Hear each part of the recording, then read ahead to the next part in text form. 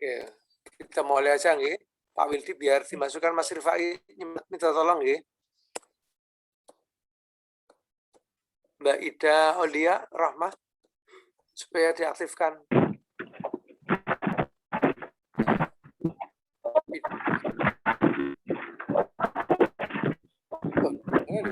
terus masih di jalan.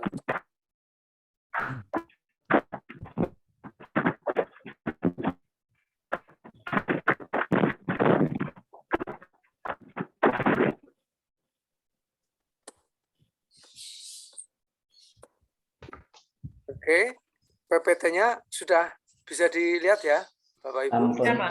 Sudah, Pak. Oke, kita mulai aja nggih. Oke. Matur nuwun.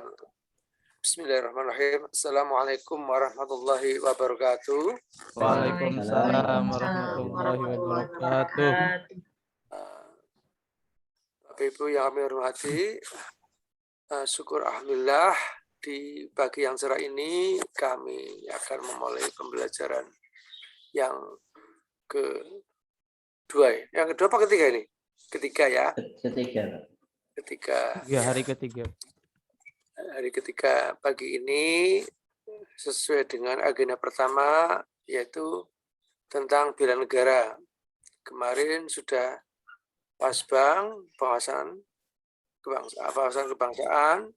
Kedua apa Bapak Ibu kemarin? Isu kontemporer. Analisis isu kontemporer. Alhamdulillah tugas-tugas sudah semua nggih. Masuk semua nggih. Iya, Pak. Jangan lupa absen nggih. Iya, Pak. Selalu tepat pagi sama sore. Nanti kalau enggak yang main itu sistem itu loh. Jadi dari LAN dari Jakarta itu. Kalau kita kan terpantau tinggal main aja. Ya sepanjangnya tinggal cek and recheck, tinggal disiplin aja. Baik, kita langsung saja. Hari ini kami akan menjelaskan tentang bela negara. Ya, ini termasuk di agenda pertama. Jadi wawasan kebangsaan, terus bela negara, terus analisis isu kontemporer. Itu merupakan agenda pertama. Ya, mengapa ini diterapkan untuk Latsar ya CPNS ini? Karena ini hakikatnya harus dimiliki oleh para peserta Latsar yang harus tahu persis tentang fungsi kedudukan dan tugas seorang ASN. Nah, oleh karena itu, mau tidak mau kita tahu tentang fungsi ya tata kelola bangsa dan negara. Bagaimana pemerintahan ini berjalan manakala kita tidak tahu tentang fungsi kedudukan negara untuk bisa melayani masyarakat. Tentunya panjenengan yang sudah menjadi CPNS, menjadi PNS, tentunya tahu tugas fungsi kedudukan perannya.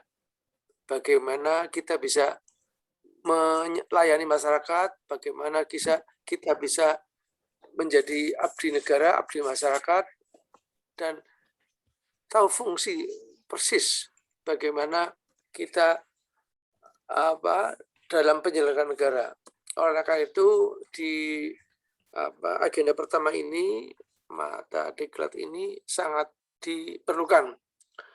Walaupun secara umum Bapak Ibu materi ini sudah pernah diterima, ya, tapi ini secara umum ya baru tertentu aja. Tapi kalau ini karena kita sebagai ASN tentunya harus tahu tentang fungsi dan kedudukan dan apa itu negara, apa itu tata pemerintahan, dan bagaimana Anda itu bisa berperan aktif untuk melayani masyarakat. Nah. Baik, saya scroll screen aja nggih.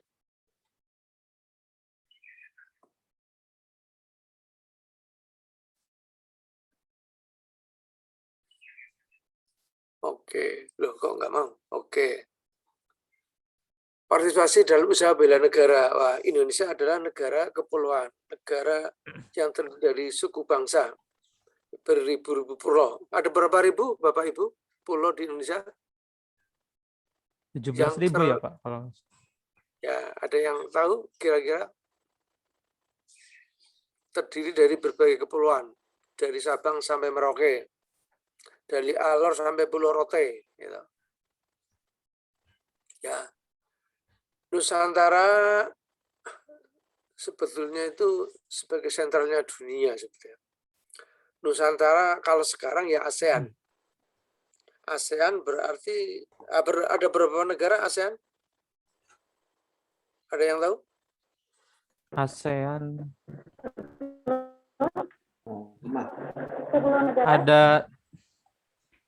ada yang tahu? Ada 10, Pak. Ada 11 negara. 11. 1 Indonesia, 2 Malaysia, Singapura, Filipina, Brunei, Laos, Myanmar, Kamboja, ya terus Thailand, Myanmar, terus Filipina, terus satunya lagi Timor Leste. nah Timor Leste yang dulu bagian dari Indonesia. Jadi ke-11 negara itu seperti kesebelasan sepak bola ya. Itu sebenarnya sudah sangat hebat, kokoh. Tapi oleh penjajah ternyata dipecah belah. Ya, jadi wilayah Nusantara itu wilayah yang makmur. Tepatnya di garis khatulistiwa yang sangat subur dan merupakan jalur yang sangat istimewa, yang sangat strategis. Alhamdulillah dirahmati oleh Allah Subhanahu wa taala, Indonesia bumi pertiwi ini adalah bumi yang makmur. Kalau boleh dikatakan tanah surga. Dan Indonesia termasuk juga pusat peradaban dunia. Ya. Dan nantinya pada akhir zaman Indonesia sebagai sentral dari dunia itu sendiri. Karena menurut sejarah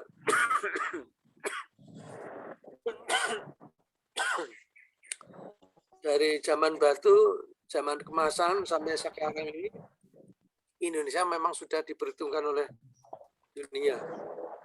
Dan sentral peradaban ternyata di bumi Nusantara ini, di bumi pertiwi. Bukan Jerman, bukan Amerika, bukan Inggris, bukan Australia, apalagi Jepang atau Cina, tapi ternyata di kawasan Nusantara ini. Sebagai figurnya itu mana? Indonesia. Ya. Jadi zaman dulu sebelum Nusantara dijajah dan akhirnya dipecah belah oleh kolonial, bahasa penjajah, itu kawasannya malah melebar. Ya. Hampir ke India, hampir ke Cina daratan itu, termasuk hampir ke Mongolia itu. Tapi setelah dijajah, akhirnya terpetakan, terkotak-kotak. Nah ini, jadi Nusantara itu sangat kaya dan makmur. Dan negeri Nusantara, utamanya Indonesia, sebetulnya negeri kaya raya. Kawasan khatulistiwa itu sumber energi, sumber SDM itu sangat hebat dan sangat luar biasa. Di Kepulauan Nusantara ini, Indonesia khususnya, hampir sekitar 18.000 kepulauan. Ya, terdiri dari 6.000 suku bangsa, 600 suku bangsa, ya, adat istiadat dan aneka ragam biota laut. Ya, terdiri berbagai suku, budaya, keragaman dan seterusnya. Yang sampai saat ini dunia ngeri. Yang akhirnya Indonesia menjadi sebagai tumpuan negara barat, negara lain tidak ingin ada negara makmur, tidak ingin ada negara sejahtera. Nah, Indonesia termasuk sedang diuji. Sampai detik ini Indonesia juga sedang diuji. Oke. Kemarin ya sudah ya, ini kenalan saya kemarin udah ya, Mbak ya, Bapak Ibu ya. Sudah, Pak. Aja. Baik, kita teruskan. Bicara masalah negara, itu ada 4 fungsi yang berperan, gitu. Yang pertama, fungsi negara itu apa? Kemudian pengertian usaha pembela negara kayak apa? Kemudian hak dan kewajiban warga negara dalam membela negara. Yang terakhir yaitu pengertian negara ya. Sekarang pengertian negara, apa hakikat atau pengertian negara itu? Ada yang tahu? Nggak apa-apa. Silakan, Mas. Mbak Ida, monggo. Kok suaranya gini apa ini? Bentar, Pak. Suara apa ini? Halo, halo. Suara apa nih, King? Oh. Bentar, Pak. Saya Baik, Mbak Ida bisa diambil dulu saja, Mbak Ida.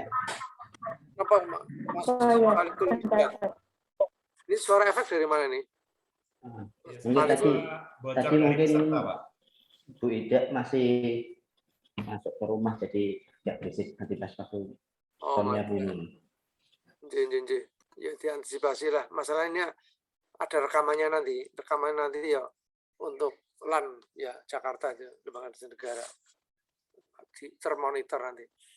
Baik, ini ada unsur-unsur negara. Jadi pengertian negara itu sendiri. Apa itu negara?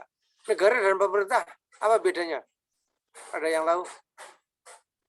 Kalau negara, ya gimana Mas Arsyad?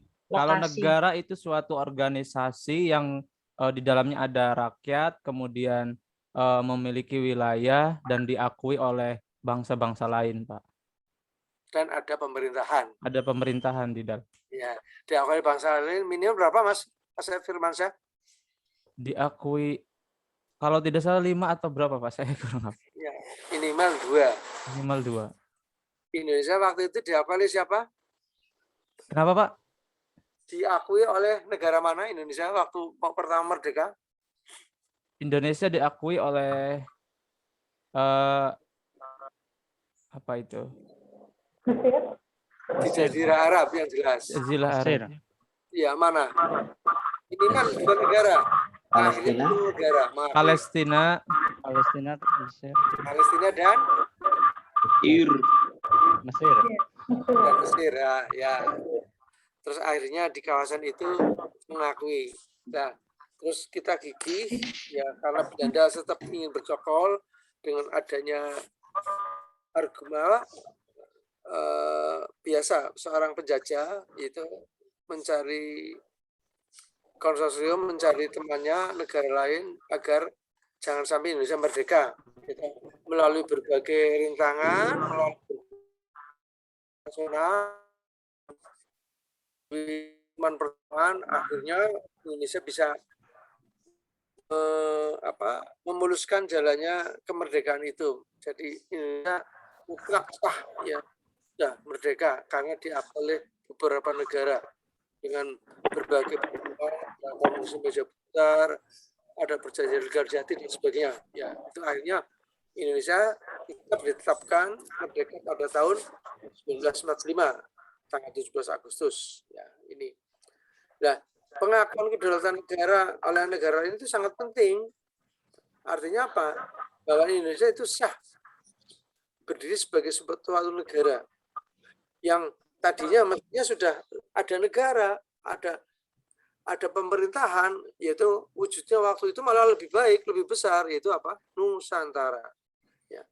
Sekarang setelah diakui oleh dunia, ya, akhirnya Indonesia berdiri tegak kokoh oleh suatu bangsa dan diakui keberadaannya.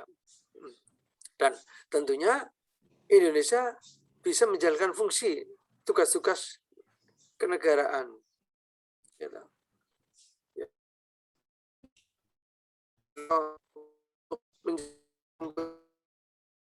Indonesia ada 4 hal pembukaan ya preambul Undang-Undang 5 bahwa penjajahan di atas dunia dihapuskan. Terus apa lagi? Ada yang tahu? 4 itu. Di dalam sesuatu yang sangat tidak mungkin. Kalau itu dihapus atau direvisi atau diamandemen, bubarlah negara Indonesia. Itu sebagai kata kunci utama. Ya. Apa? Penjajahan di atas dunia harus segera dihapuskan karena tidak sesuai dengan Peri kemanusiaan dan keadilan. Nah, terus yang kedua Dan perjuangan pergerakan kan Indonesia telah sampailah kepada saat yang berbahagia dengan selamat sentosa. Kemerdekaan negara ya, Indonesia terus satu beradil dan kedaulatan terus atas apalagi berkat rahmat Allah dan dengan didorongkan oleh keinginan luhur supaya berkehidupan kebangsaan yang bebas, rakyat Indonesia menyatakan dengan ini kemerdekaannya. Kemerdekaan jadi atas berkat rahmat Allah. Jadi negasi apa? Atas berkat rahmat Allah. Wujudnya apa? Pancasila. Ya. Pancasila itu apa? Ideologi negara.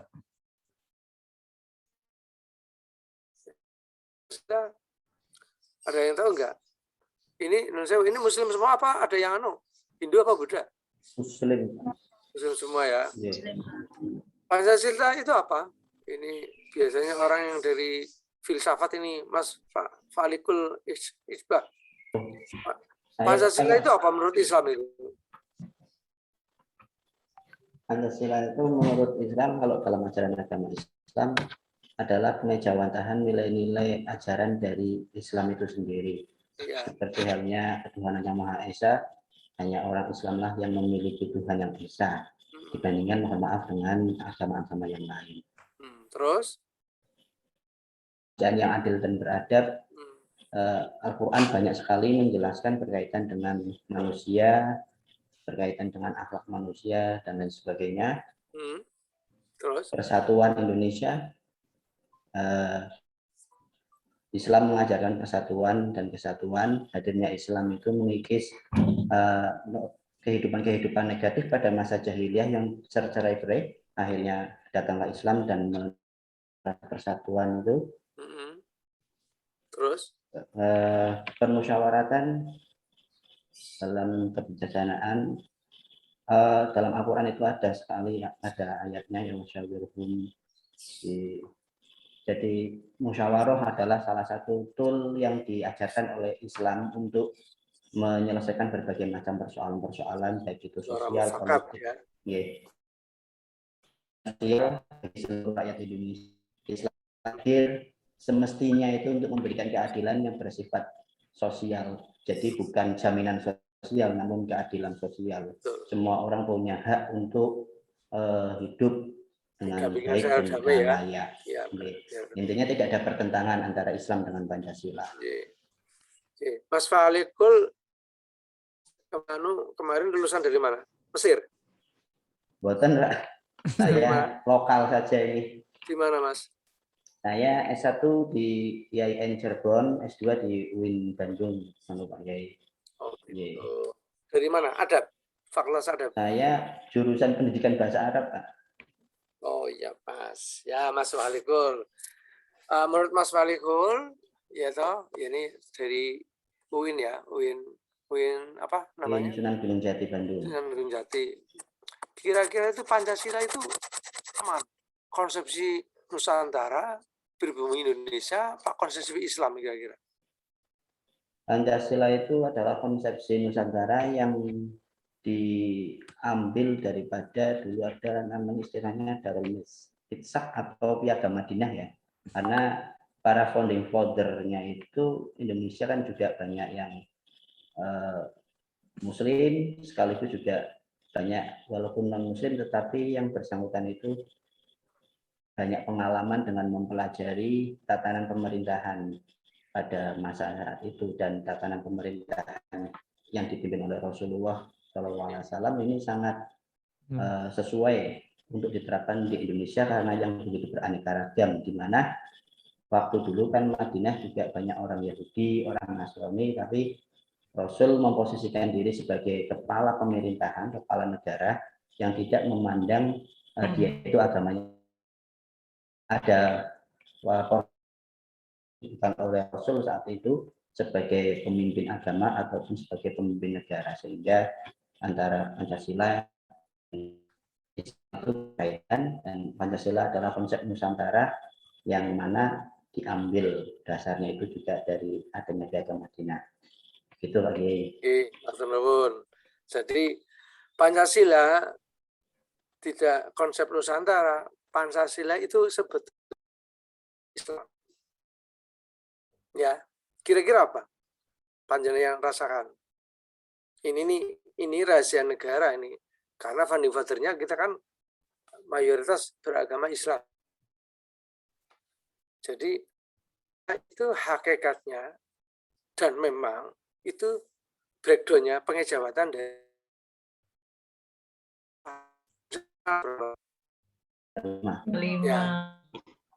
ya, satu apa? Syahadat. Membaca syahadat sama dengan ketuhanan yang Maha Esa. Pas toh? Kedua apa? Sholat. Melaksanakan sholat. Apa dengan sila kedua? Kemanusiaan. Kemanusiaan yang Hablum minanas kalau bagus, ya di sini dengan manusia juga. Setelah kita hablunallah hablum minanas. Yang ketiga, Persatuan Indonesia. sama dengan Zakat. zakat. Ya. Nah, bagaimana mau bersatu kalau kita tidak berkehidupan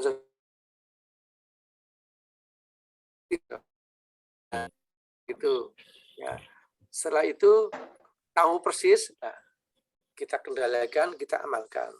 Yang keempat, keadilan sosial bagi seluruh Indonesia. Kalau apa? Di rukun Islam apa? Puasa. Nah, Puasa.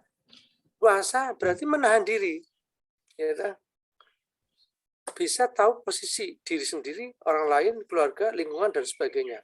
Ya, kita tidak boleh bermewah-mewahan, kita tidak boleh serampangan, tapi kita harus bisa mengendalikan hawa nafsu.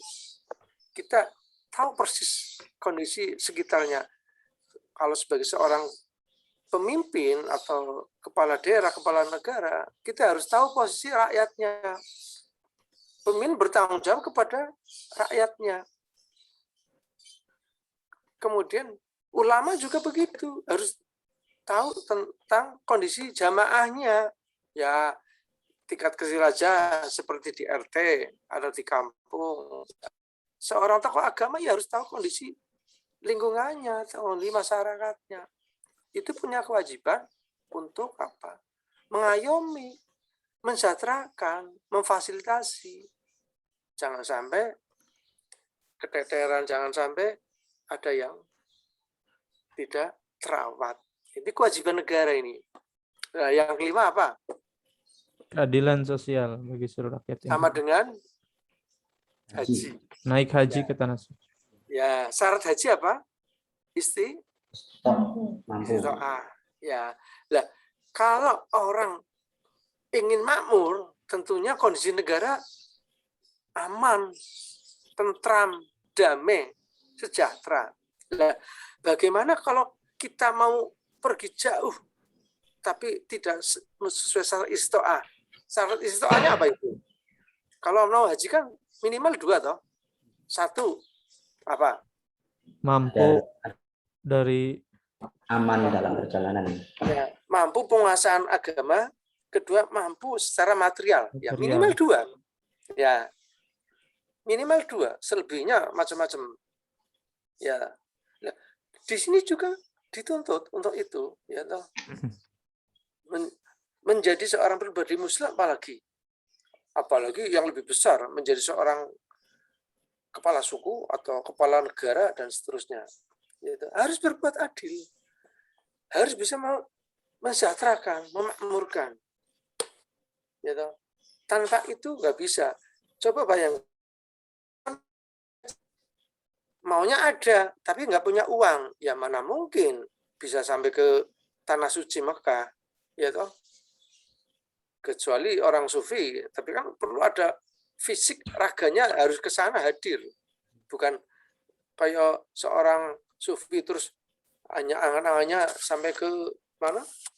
Sampai ke Mekah apa Madinah atau ke Padang Arafah gitu kan. Itu impian aja. Tapi keadaan juga penting. Lah ini. Jadi ini sebetulnya sumbangsi dari orang Islam itu sendiri. Ya, tapi karena ini sudah dipakai negara, ya monggo. Tapi orang non Muslim mesti nggak setuju karena nggak paham. Ya, apalagi lambang negara kita apa? Pancasila. Itu dari mana itu? Ada yang tahu? Itu dari kerajaan Islam. kerajaan Islam. Sultan Hamid II di mana? Kawasan Kalimantan itu? Pontianak. Ya, itu. Itu menyumbangkan negara Indonesia berapa gulden? Kalau sekarang mungkin ya sekitar 5 apa 10 triliun itu sampai itu. Ya, itu kekayaan disumbangkan, termasuk Bono juga menyumbangkan untuk kebutuhan negara. Ya ini. Jadi peranan umat Islam itu sangat besar membidani kita banyak legowonya, bukan ansi mayoritas akhirnya harus negara Islam, enggak. Cukup ini karena kita punya keragaman, Bhinneka Tunggal Ika, keragaman suku, budaya, bangsa, bahasa, adat istiadat dan sebagainya.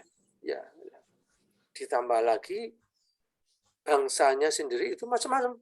Ada suku bangsa Batak, Ambon, Maluku, Jawa, Sunda,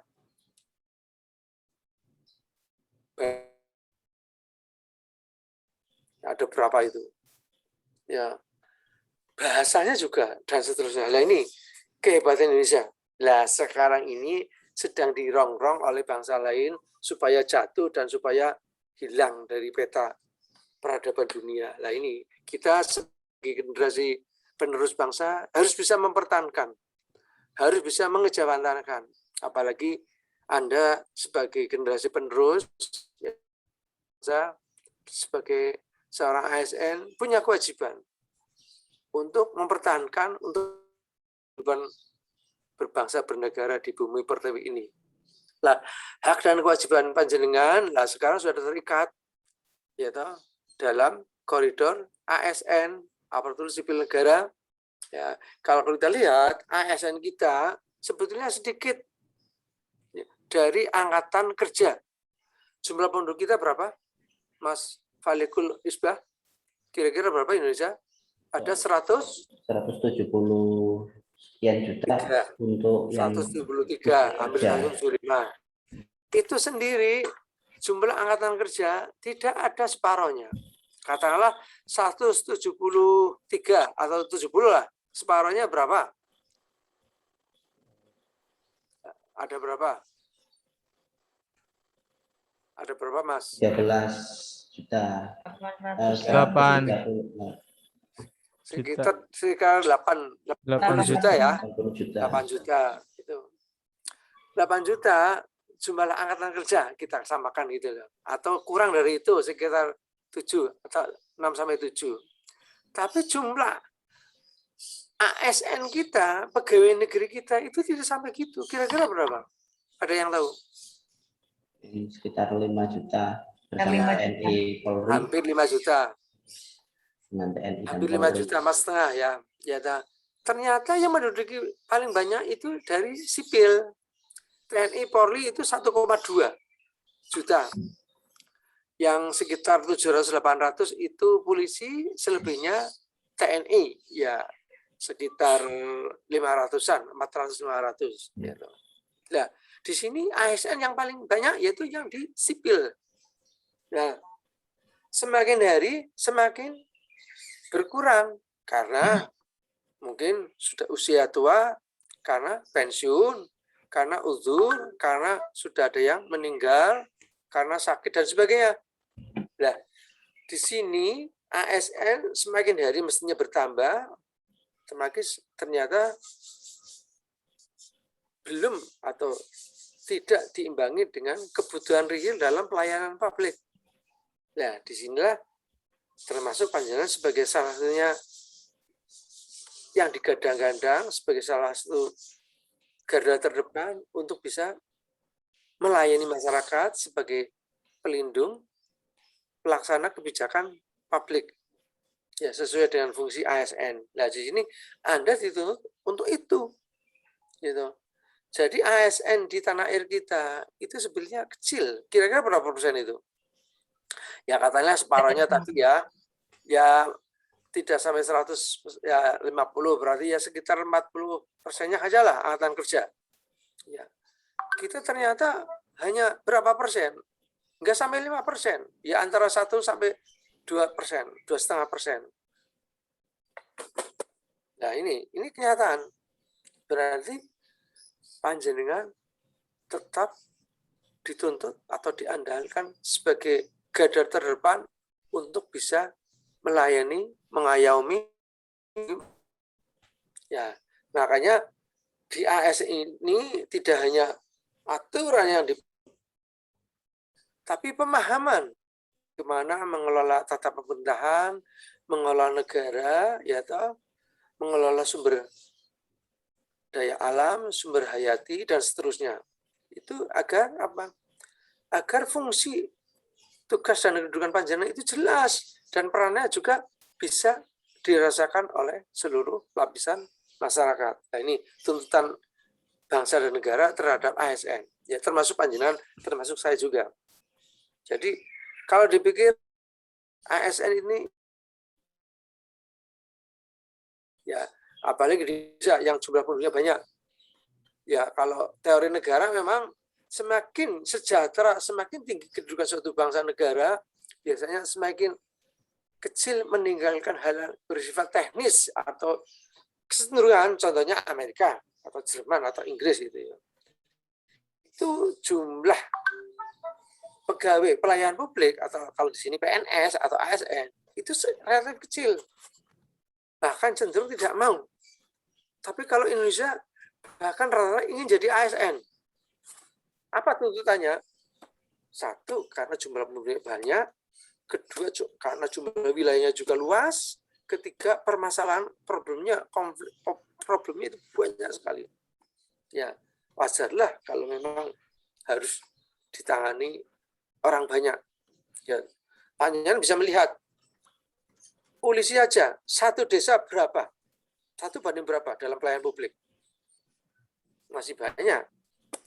Polsek itu mungkin satu polsek itu di tingkat kecamatan mungkin ada antara kisaran 10 sampai 15. Ya. Kalau kita pelayan publik di bidang pelayanan keagamaan apa?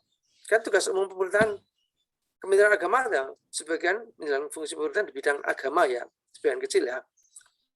Berapa itu? Paling 1-2. Panjenengan bisa lihat di KUA.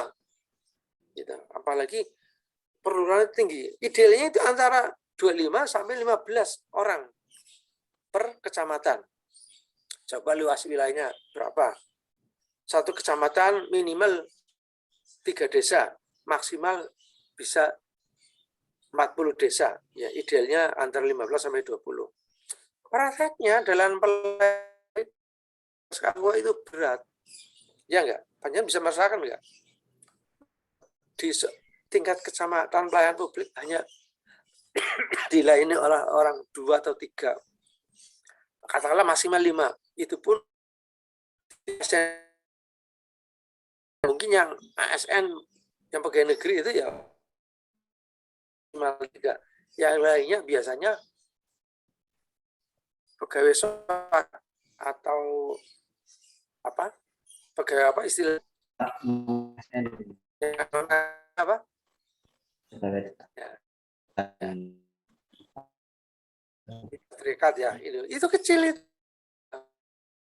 Dan di instansi lain, apalagi KUA itu melayani publik yang sebetulnya di Kementerian Agama itu melayani kehidupan dari sampai orang masuk tanah air, alias yang lahar. ya. Jadi di istilah cara Jawa di openi. Kalau di Malaysia yaitu garda terdepan setelah presiden, perdana menteri itu kementerian. Kalau di Indonesia yang garda kedua, urut kedua itu menteri dalam negeri.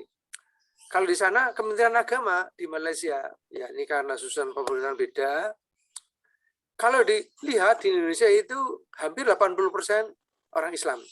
Kalau di Malaysia orang 40%, 43. Ya. Tapi sasaran pemerintahan sana sudah Islami. Kalau Indonesia negara berdaulat, negara kepulauan, negara Republik Indonesia. Ya ini ya tinggal. Nah ini kita melihat padanan-padanan yang berikut. Jadi Nusantara itu kayak makmur. Malah nggak usah jauh-jauh. Kekayaan alam kita ini melebihi kekayaan yang lain. Orang Indonesia itu Indonesia tidak ada yang kere. Kita sudah tertutupi. Kalau betul-betul ditasarufkan. Kita ambil contoh. Freeport. Kekayaan Freeport di mana? Papua. Itu kekayaannya kalau dibagi seluruh Indonesia per gundul ya per orang itu kisarannya 8 sampai 13 miliar. Gitu. Ya, kalau panjenengan sudah kata dapat 5 miliar sebulan gelem kerja ora kira-kira.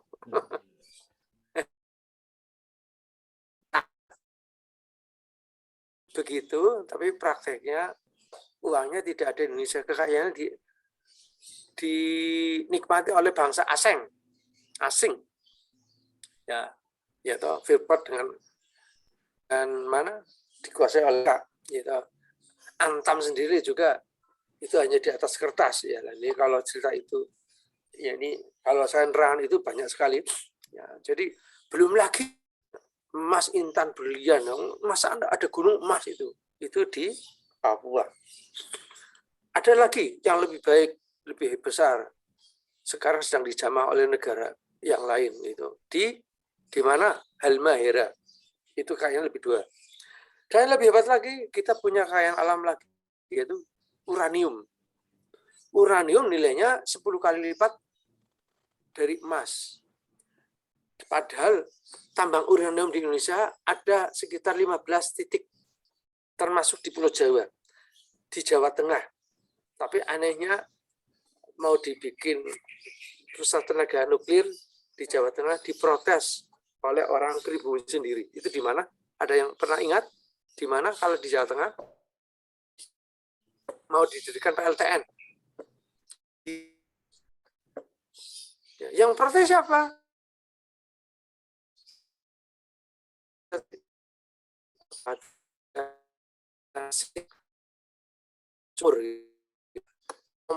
Tidak boleh makmur itu lain. Ya, itu kalau kita dikelola secara benar, secara baik, secara bertanggung jawab, insya Allah negara Indonesia itu makmur, lestari. Ya. Jadi, sepertinya kita itu makmur lestari, tapi nampaknya keberuntungan belum pada pihak kita. Baik.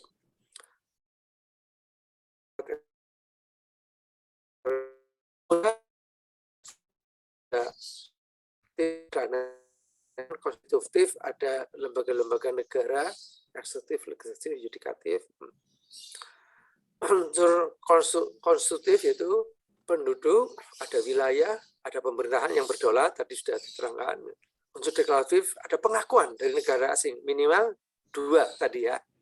Ya, ternyata diakui oleh 10 negara. Waktu Indonesia merdeka, pertama 2 tadi, Palestina dan Mesir, kemudian yang lainnya yaitu ya Arab Saudi, terus Kuwait, Libanon dan sebagainya itu. Ada berapa itu di kawasan Timur Tengah ternyata. Ya. Dan pendiri bangsa ternyata juga banyak pribumi yang keturunan Arab, termasuk Banis itu Pak Basudan itu banyak.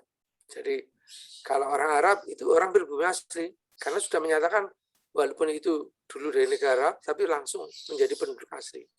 Tapi kalau orang Cina enggak, itu menganut 2 kewarganegaraan, ya, tanah air dan nenek moyang. Nah, fungsi negara, yaitu sebagai fungsi penertiban, itu kemudian sebagai fungsi kedua itu kesejahteraan dan kemakmuran, gitu. Fungsi penertiban artinya segala sesuatu bentuk ancaman atau intervensi negara asing atau ada separatis, ya negara hadir di tengah untuk bisa menertibkan jalannya pemerintahan. Kemudian fungsi kesejahteraan, ya masyarakat Indonesia harus diberi kemakmuran, harus diberi untuk penyelenggaraan negara agar jalannya pemerintahan kendali. Dan kemudian tahanan, ya Indonesia ya ada pengaruh intervensi dari negara lain, fungsi keadilan agar betul-betul bisa dimanfaatkan oleh bangsa kita sendiri untuk kesejahteraan bersama dan untuk kesejahteraan dunia. Ini waktunya sudah habis, 5 menit lagi ya. Oke, nanti tugas-tugasnya ada, ya, materi sudah ada.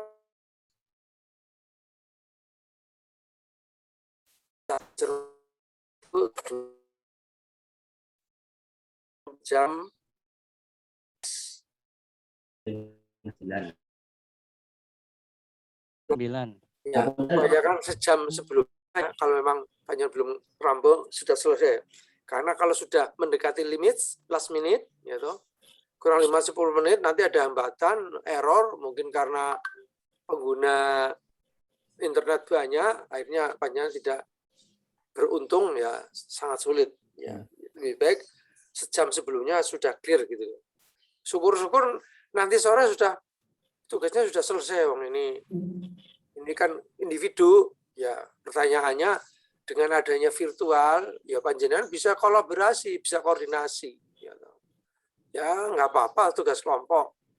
Ya walaupun 10 orang ini jaraknya jauh, ada yang Jogja, ada yang Purwokerto, ada Pekalongan, ada Kudus, ya toh, ada Solo 3, ya silahkan berkolaborasi, koordinasi, ya toh. Ya boleh, ya. Ya bahasa kasarnya turun-turunan, ya, tapi nggak apa-apa. Berargumen tentunya nanti hasil pekerjaannya tetap secara individual, ya kan. Panjenengan kan sudah sarjana semua, S2, S3, artinya kan titik simpulnya apa, tinggal panjenengan bisa mempresentasikan itu. Intinya apa? Nggak apa-apa. Ya. Yang penting di kelompok ini, kelompok 5, ya, angkatan 5, kelompok 3, angkatan 5, saya harapkan lulus semua. Setuju? Setuju.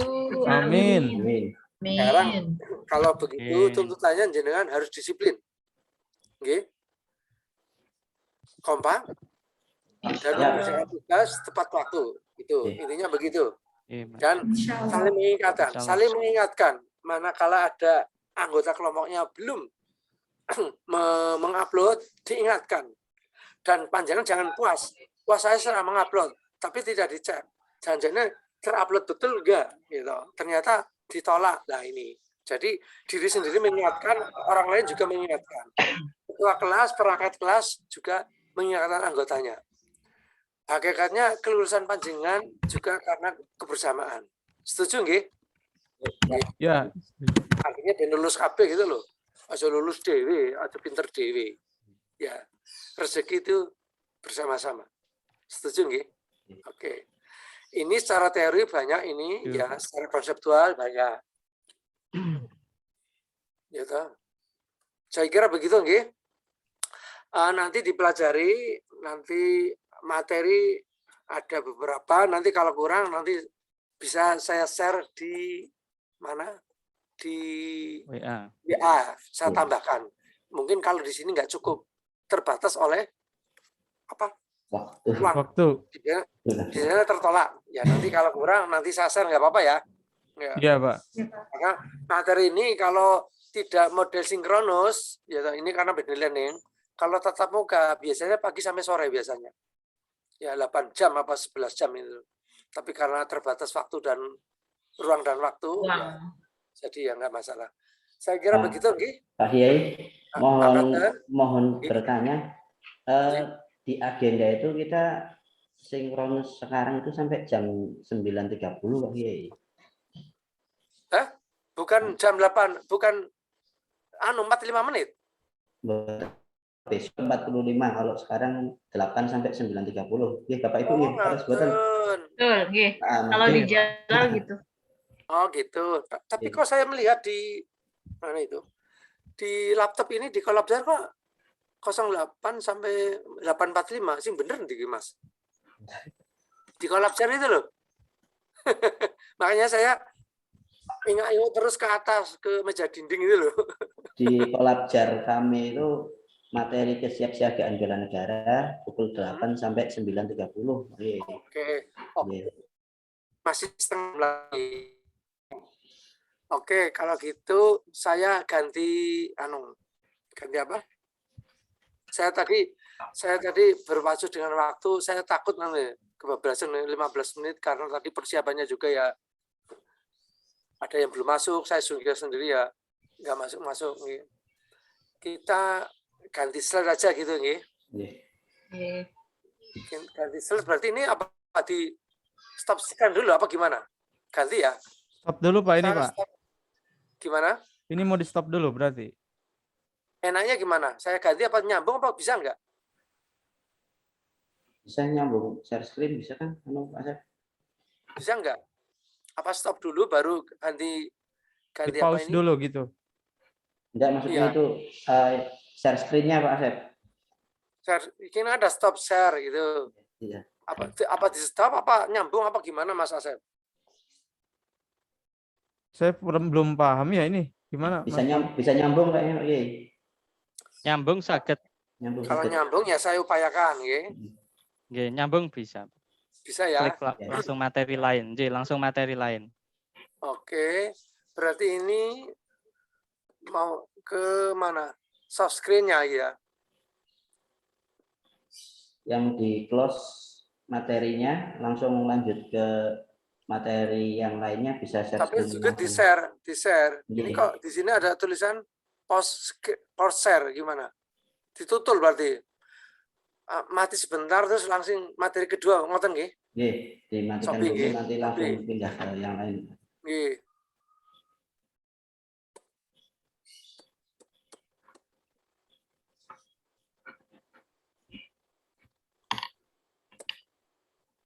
Sama niki Pak Kiai, nanti sebelum diakhiri biar kita bisa foto bersama nih. Oh iya, nanti Agenda. diingatkan nggih. Saya Nggih. setuju. Diingatkan.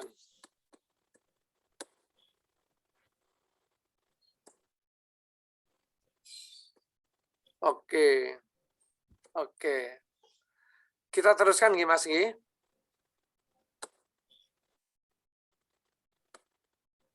Oke. Loh, kok sudah ini lagi? Kok keliru ya? Ini yang ini lagi, Pak, yang tadi. Nggih. Ini mungkin ya. Sebentar. Ini masih keliru tadi.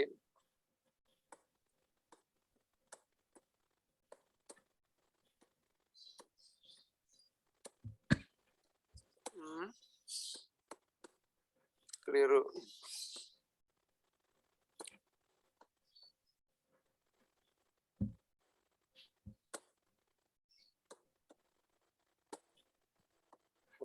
Sudah keluar ya? Sampun, Pak. Sudah, Pak. Oke. Oke, kita lanjutkan. Ya, ini cekak awas saja. Ya, karena dioyak oleh kondisi.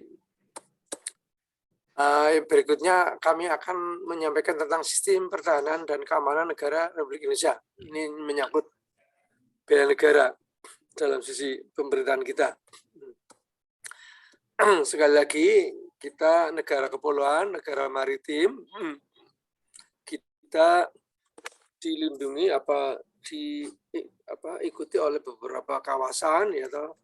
Ternyata Indonesia itu sangat strategis. Indonesia adalah sangat luar biasa, sangat kaya raya. Jumlah kepulauannya banyak, yaitu merupakan negara kepulauan, ya.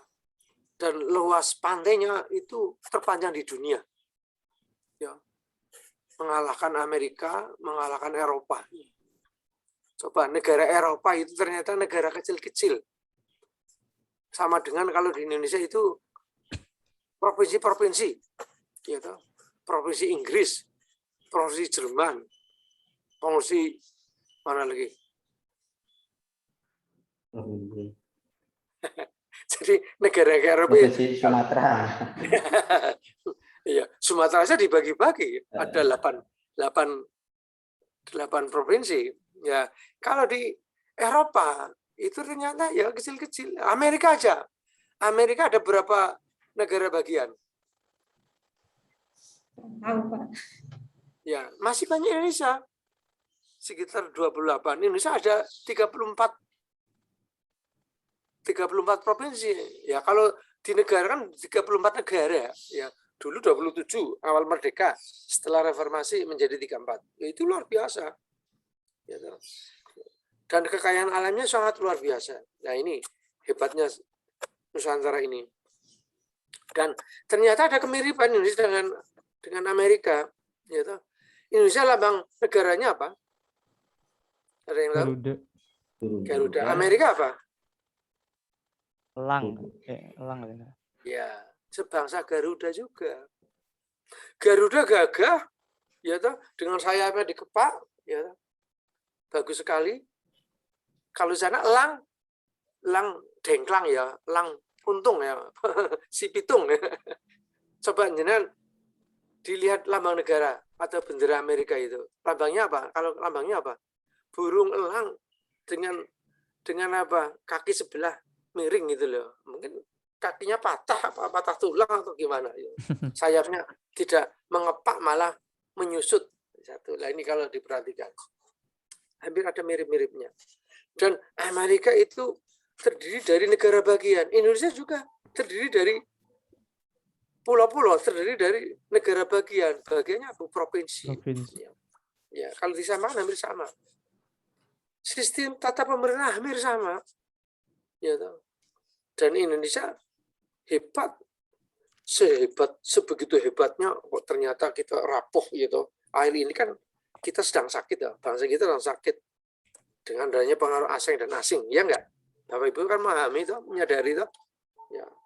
Tapi sejatinya itu kita punya kedaulatan, punya keutuhan, gitu, punya kemampuan, punya pasukan, punya teritorial dan sebagainya.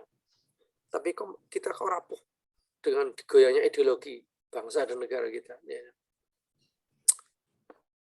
Negara kepulauan yang begitu prestisius dan mandiri, kok kita terjebak oleh permainan politik dunia. Lah ini kita sayangkan. Seharusnya kita tidak bisa begitu dan tidak boleh, apalagi ada pengkhianat bangsa yang harus kita pahamkan dan mereka harus kita luruskan. Jangan sampai negara Indonesia itu ambiar, pecah belah, tapi kita tetap utuh. Makanya oleh siapa yang akhirnya pernah dialami kondisi saat ini seperti dulu sewaktu Indonesia Orde Lama itu dialami oleh siapa? Tokoh penggeraknya siapa? Akhirnya terwujud NKRI, Negara Kesatuan Republik Indonesia. Pernah mau ambiar, mau buyar. Ya. Siapa? Tokohnya siapa? Tokoh Islam yang jelas, kebetulan. Bukan Muhammad Yamin. Ada yang tahu? Syafruddin. Bukan. Ayo, siapa yang tahu? Ini harus paham tentang konsep negara itu. Muhammad Ayo. Rum, Pak. Ya, terus siapa lagi?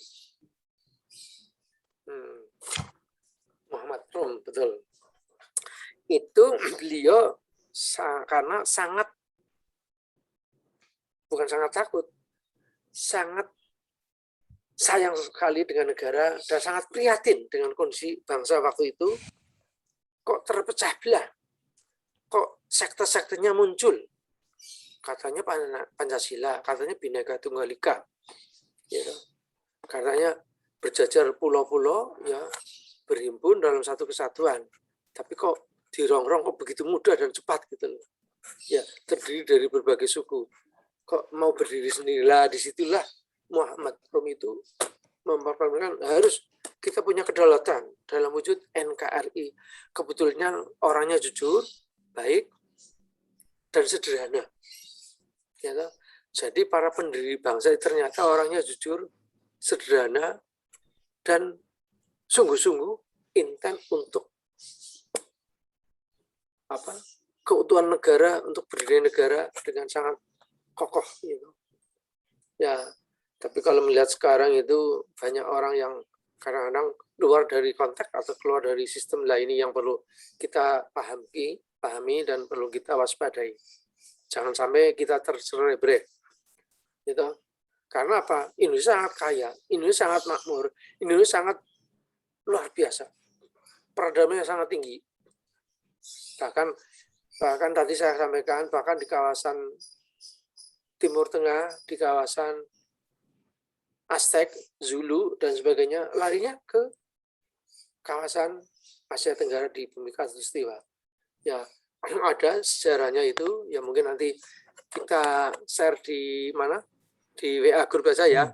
Jadi Indonesia itu bagus, makmur, ya mungkin nanti saya cari itu. Saya punya filenya. Jadi itu kaya raya. Itu mestinya kalau ini ada waktu bisa bukan testimoni, bisa di-share. Kalau di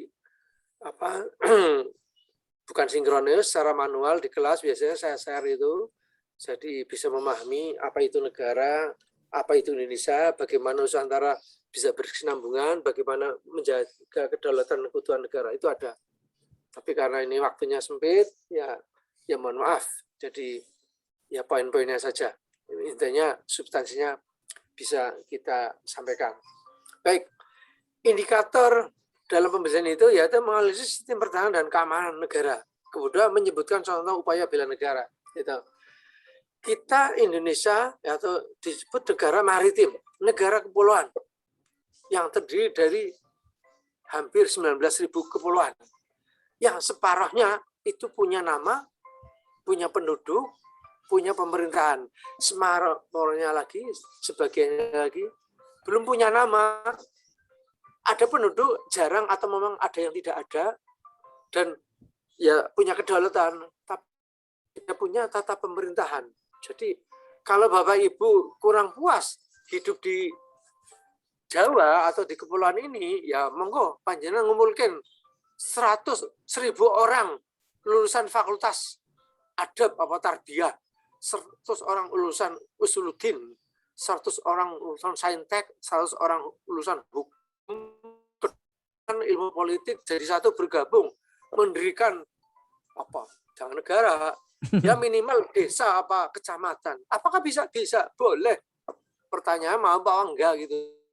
Biasanya orang pintar itu cenderung tidak mau diatur, orang pintar itu tidak mau dikendalikan lah. Ini ada kerepotannya dan juga sangat sulit untuk menata infrastruktur ya. Karena kita kan infrastruktur harus jelas, ya harus ada, lah itu yang ekonomi biaya tinggi. Dan suprastruktur lah ini yang lebih sulit lagi, suprastruktur. Suprastruktur itu bukan infrastruktur, suprastruktur yaitu dari kemauan Bapak Ibu semua, yaitu unsur ketenagaan, gitu. Kalau pembiayaan di infrastruktur, lah ini sumber daya alamnya gimana, sumber daya manusianya gimana, lah ini untuk mengklopkan dua aspek tadi, infrastruktur itu butuh keseriusan, butuh pemahaman, dan butuh kebersamaan. Nah, ini yang sulit ini. Ya. Kalau mau mendirikan negara bisa saja, tapi mampu enggak? Coro-corone payu enggak? Kemedul enggak? Kan ibaratnya gitu. Baik, kita teruskan. Oke. Kemudian berikutnya yaitu diharapkan peserta didik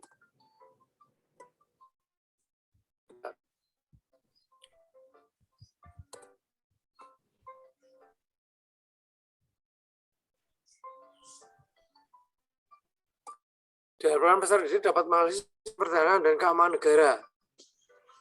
Fungsi penduduk kita, rakyat kita, yaitu harus tahu tentang fungsi pertahanan dan keamanan. Gitu. Kita jangan lengah oleh intervensi asing. Baik itu secara nilai budaya, yaitu secara fisik, yaitu apalagi kedatangan orang asing, harus diperjelas siapa itu, apa maunya, apa kepentingannya. Gitu. Jadi orang asing singgah di Indonesia itu macam-macam. Satu mungkin sebagai turis, kedua sebagai diplomat, ketiga mungkin misi budaya, kesenian, kelima mungkin misi perdagangan dan lain. Makanya kan ada perwakilan di Indonesia, korps diplomatik, melalui kedutaan, melalui misi dagang. Apa? Kalau dagang berarti apa? Apa istilahnya? Ada yang tahu? Misi budaya. Nah, melalui perwakilan itu dalam rangka atau apa? Biasanya itu mengembangkan sayapnya, yaitu pemerintahan di negara asing, ada keterwakilan atau perwakilan di negara kita. Boleh. Tapi orang yang ke Indonesia itu harus diawasi, dibatasi ya tentang kepentingannya. Mesti pendidikan, ya kita harus tahu dia mau belajar apa. Tentang kesenian, katakanlah di ISI, Jogja, atau di Solo. Ya, kontrak kerjanya berapa tahun? Mungkin 1 tahun, 2 tahun, atau 3 tahun. Selebihnya harus diingatkan. Nah ini ya petugas kita, petugas imigrasi, petugas negara. Ya, kalau enggak ya harus dipulangkan, deportasi. Kalau enggak ya bahaya itu, bisa menyangkut keamanan kedaulatan suatu bangsa negara, yaitu harus dideportasi. Ya, ini biasanya ini orang asing di Indonesia itu ada KIM, kartu izin menetap sementara di bumi pertiwi ini. Itu yang mengeluarkan itu dari dinas imigrasi itu. Kalau di Indonesia banyak. Oh, di mana lagi? Pemalang, Purwokerto.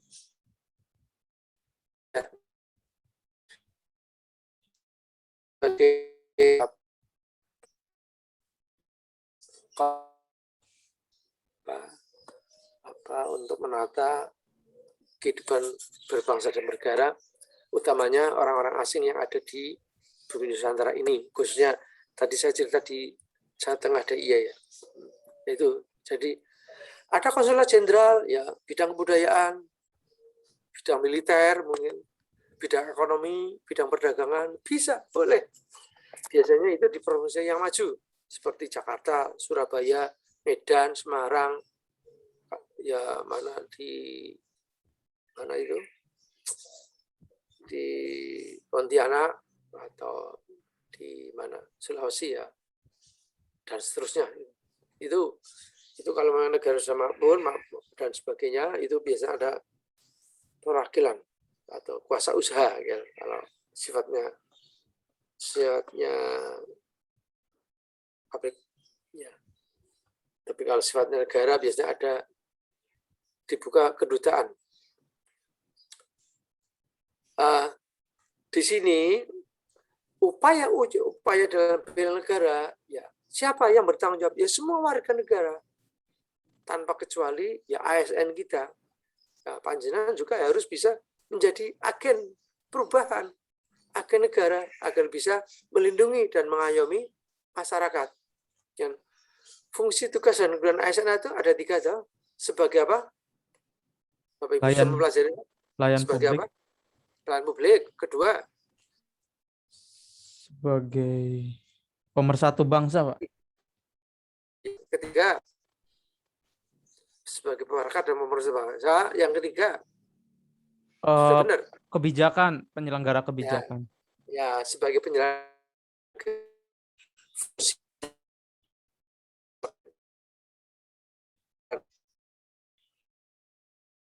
Jadi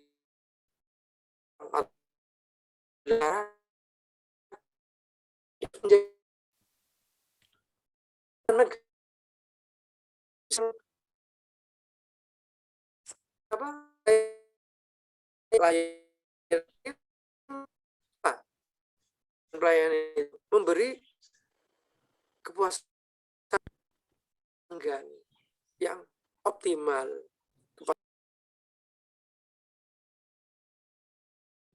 Kok kan halo? Oh, tadi enggak Dianu. Aduh. Tidak.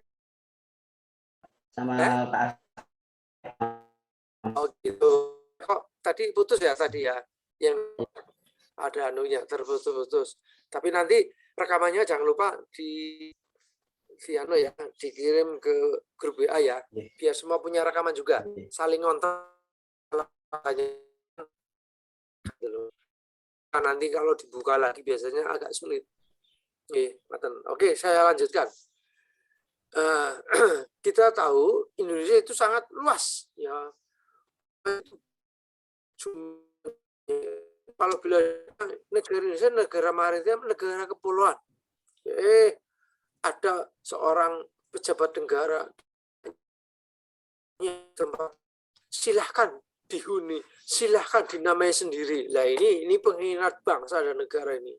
Itu harus dilenyapkan dari politik ini. Kan semua ada aspeknya, semua ada tatatannya. Tidak mudah begitu. Kita berjuang mempertahankan kemerdekaan, memperjuangkan supaya merdeka. Setelah merdeka malah ada yang berupaya untuk merobek-robek, apalagi mempermainan kedaulatan negara ini. Jadi para pecundang, pengkhianat bangsa harus kita waspadai. Boleh jadi ada di kita harus waspada. Di dalam biasa warga negara. Bentuknya apa? Ya pemberontakan, adanya separatis, adanya apa? Pembelotan, yaitu ada sebagai agen negara lain. Ya apalagi kalau membelot menjadi agen negara lain, jelas nanti ASN-nya gugur itu.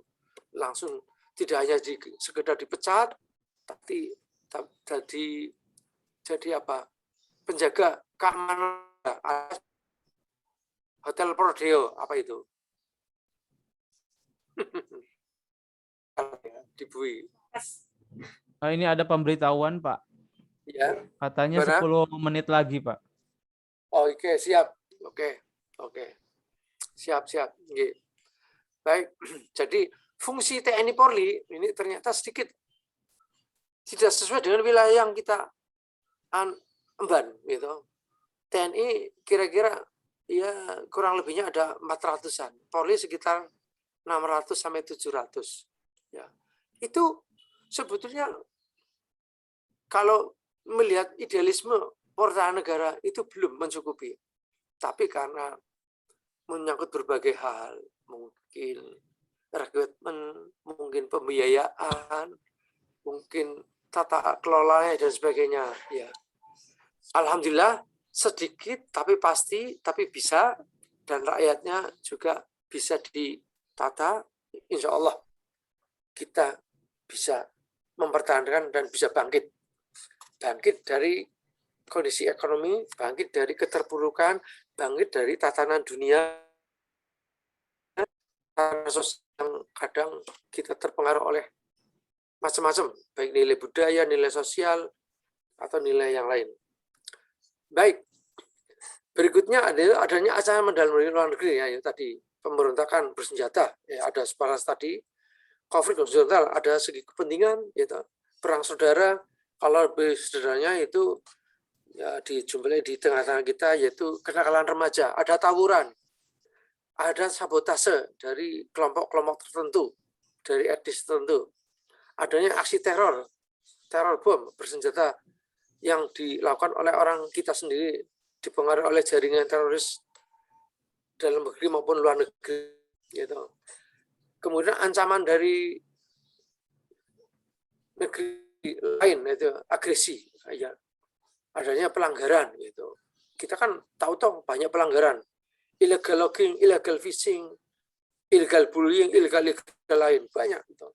Coba dulu ada Menteri Kelautan Bu Susi itu, ya, begitu tahu ada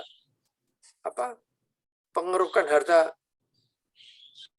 karun Indonesia itu ya ikan itu, ada kapal troll langsung tenggelamkan karena sudah kata mati itu, NKRI harga mati.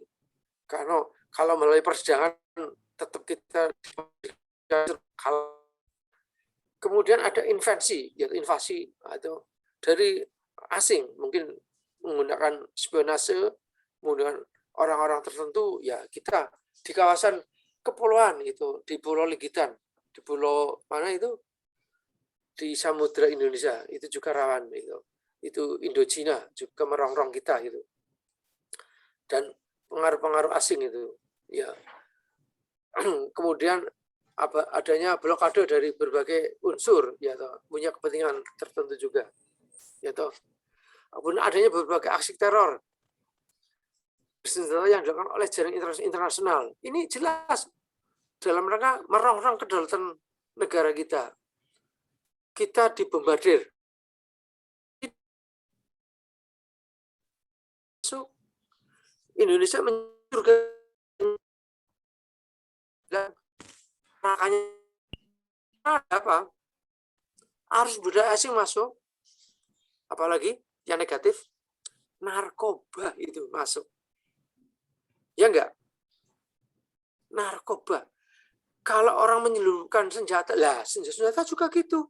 Kemarin ada 1.000 senjata, kok aman-aman saja, harusnya diproses itu. Ya nanti lambat laun terproses nantinya, ini belum mungkin. Narkoba, ternyata tidak hanya penyelundupan 1 kilo, 2 kilo, itu berton-ton itu loh. Itu jelas melanggar kedaulatan negara. Itu yang menyuplai, siapa oknumnya, siapa negaranya, itu perlu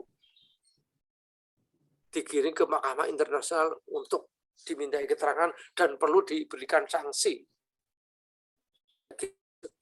tentang itu. Jadi ini tidak main-main itu loh. Kita sudah dihadir oleh arus narkoba. Ya, makanya BNN itu mestinya bukan BNN. BNN artinya apa? Singkatannya apa, Mas? Mas, Mbak? Badan Narkotika Nasional.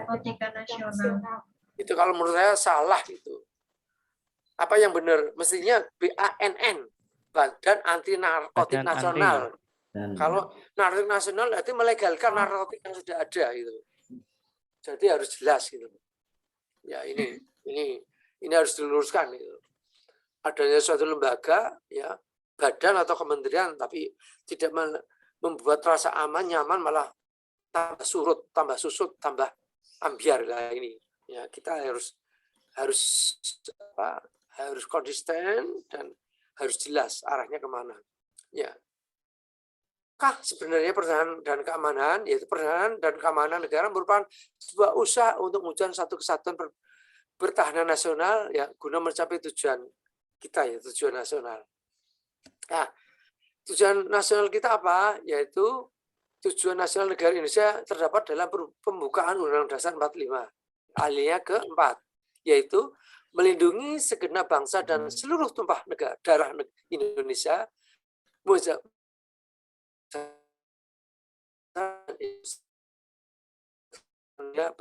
kemerdekaan, perdagangan abri dan keadilan sosial. Ini penting ini. Makanya di preambul itu ada 4 poin, apalagi preambul itu tidak boleh diamandemen, tidak boleh dirubah. Apabila diamandemen dirubah, hancurlah negara kita, buyar. Tidak menjadi kitab undang-undang, malah menjadi komik gitu loh, menjadi bacaan ecek-ecek gitu, menjadi di pas. Bukan berarti undang dasar itu kitab suci, bukan, tapi kitab undang-undang yang esensial, yang menjadi pedoman kehidupan berbangsa dan bernegara. Itu penting sekali itu. Kalau kitab suci ya kitab suci kita ya, agama ya ada masing-masing. Oleh karena itu bahas satu persatu ya. Waktunya sudah habis ya. Pengertian negara itu dalam pasal 1 Undang-Undang nomor 3 ya tentang pertahanan negara. Ini waktunya habis nih. Dasar pertahanan demokrasi, hak asasi manusia, lingkungan hidup, ketentuan hukum nasional, ketentuan hukum internasional, dan serta prinsip hidup berdamai secara alam damai. Oke. Tujuan negara itu menjaga dan melindungi kedaulatan negara, ketuhanan, keselamatan segenap bangsa dari segala bentuk ancaman. Lah ini.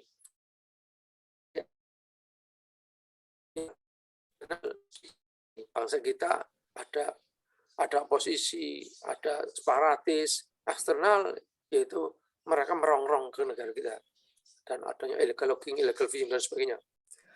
Nah, ini. Kepulauan Nusantara sangat luas sekali. Ya, ini sebetulnya dulu Nusantara ya dulu Indonesia lah katakanlah. Sekarang Indonesia masih terluas. Diharapkan tetap menjaga keutuhan Nusantara kita, yaitu bumi pertiwi Indonesia. Kesadaran bela negara tertuang dalam konteks sistem pertahanan dan keamanan, yaitu setiap warga negara berhak dan wajib ikut serta dalam upaya bela negara, yaitu dalam pasal 9 ayat 1 Undang-Undang nomor 3 tahun 2002. Kemudian dalam pertahanan negara ada upaya-upaya untuk itu, yaitu bangsa Indonesia berhak wajib membela serta mempertahankan kemerdekaan dan seterusnya. Menurut Anda itu memakai sistem apa? Yaitu sistem pertahanan negara, yaitu sistem pertahanan dan keamanan rakyat semesta, yaitu pasal 30 ayat 2. Jadi sudah detail sekali diterangkan dalam Undang-Undang Dasar 45. Jadi sudah para founding father pendahulu kita sudah memikirkan hal yang detail bagaimana seandainya nanti negara itu bubar dan sebagainya, ada yang berbuat makar dan sebagainya, sudah diantisipasi. Saya kira waktunya sudah habis, ya sudah habis ya, benar ya? Iya Pak, udah habis. Ya betul ya, ini saya kira nanti dipelajari sendiri ya, karena kita tidak mungkin kalau dirinci itu banyak sekali dan tidak cukup. Baik, untuk itu saya akhiri dan saya setelah ini panjenengan tolong tugasnya dibuka dan langsung dikerjakan. Insya Allah kalau dikerjakan 1 jam 2 jam rampung. Ya, insya Allah langsung diupload. Dan dicek, setelah diupload, dicek sudah masuk belum. Ternyata terpental. Nah itu.